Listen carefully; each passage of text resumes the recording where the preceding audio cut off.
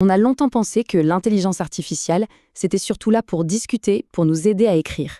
Mais et si elle se mettait à agir pour de vrai? C'est toute la promesse de Claude-Bot, un nouveau genre d'IA qui, d'après un article récent de l'ODG Media, pourrait bien tout changer. Allez, on décortique ça ensemble. Cette phrase de l'article, elle est parfaite. Elle résume absolument tout. On passe d'une IA qui crée des mots à une IA qui lance des actions. Et ça, ce n'est pas juste une petite évolution. Non, c'est une vraie révolution dans notre rapport à la machine.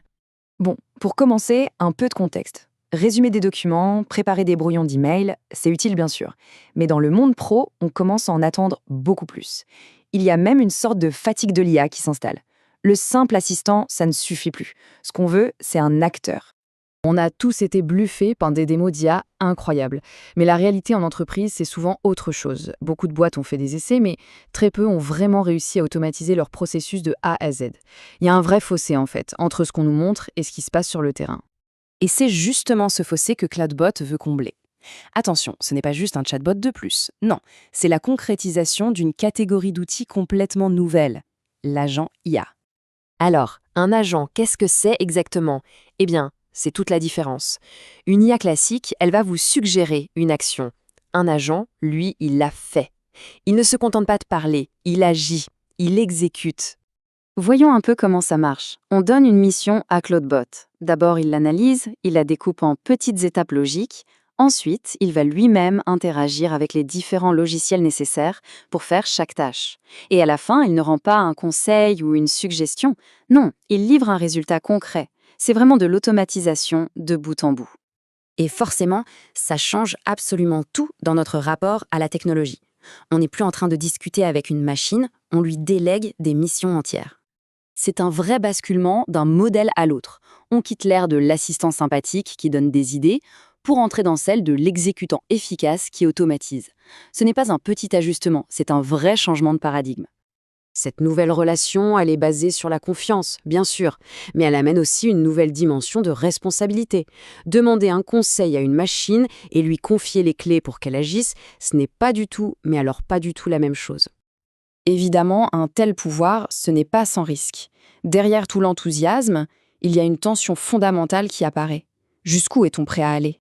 Et voilà la question qui fâche. Si une machine peut prendre des initiatives, agir seule, sans qu'on valide chaque étape, qui est vraiment le pilote dans l'avion? Qui est aux commandes? C'est le cœur du problème. Et ces inquiétudes, elles sont très concrètes. Qui est responsable si l'agent fait une erreur? Comment être sûr qu'il fait bien ce qu'on lui a demandé? Et qu'est-ce qui se passe si on utilise ces outils dans des domaines ultra sensibles, comme la finance, la santé et les médias? Ce sont des questions totalement inédites pour un type de technologie inédit.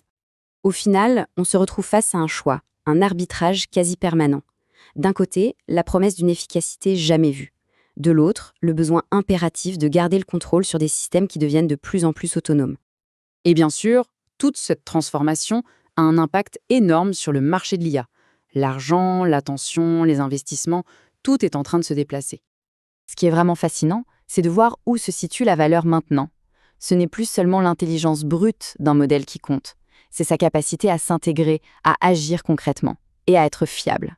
L'IA n'est plus un gadget un peu magique, elle est en train de devenir une véritable infrastructure. Au fond, tout se résume à cette opposition.